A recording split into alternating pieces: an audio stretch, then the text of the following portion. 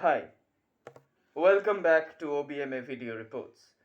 This time we are going to talk about Mr. Ajay Piramal, or as I called him in the first video, the adverse possessor of the DHFL. Now, this is nothing new to him because he has been attacked and accused multiple times in the past in his business career for trespassing or deviating from the legal norms. As far as we know, while talking about Mr. Ajay Piramal's previous deeds, we have come to note some points stretched across the past decade or so of his business life. Mr. Piramal is an alleged insider trader, as reported by the SEBI in 2016, which was later set aside by the SAT with political aid. Now, he is an environmental terrorist for polluting Digwal in Telangana in 2019, but that pollution was carried out since decades, but it came to the front in 2019. And Mr. Piramal also sought blanket stay order at the National Green Tribunal, which was rebuked by the National Green Tribunal itself. In the case of the DHFL also, he wanted such a similar stay order on the controversial NCLAT second verdict on 27 January 2022 that called Piramal's resolution plan to be full of material irregularities, contrary to law areas, as well as void spaces in relation to legal provisions.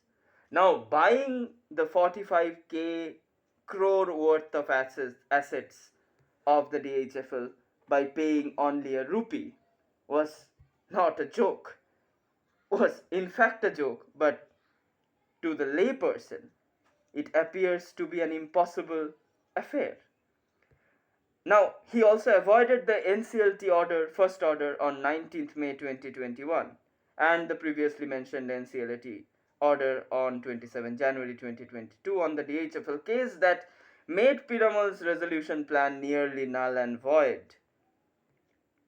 And instead, he went to get speedy stay orders to stop the progression of these controversial quote unquote verdicts. After the aforementioned NCLT order, which called for the reconsideration of the erstwhile promoters' full repayment plan, Piramal and the DHFL CSE did not even bother to answer the court about the erstwhile promoters' proposal. Now, this borders on a possible contempt of court. Some people have also accused Mr. Piramal for adverse possession. Now, this remains to be explained because he is being called an adverse possessor because he trespassed many legal boundaries by receiving political aid from the BJP, and he has forcibly acquired the DHFL based on the lowest quasi-judicial body's verdict.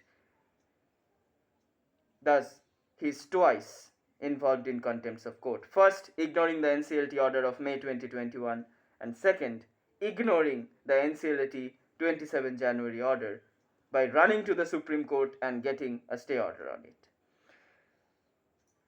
To move further ahead, Mr. Piramal was involved in the Flashnet scam, as I mentioned in the first video report, in 2018.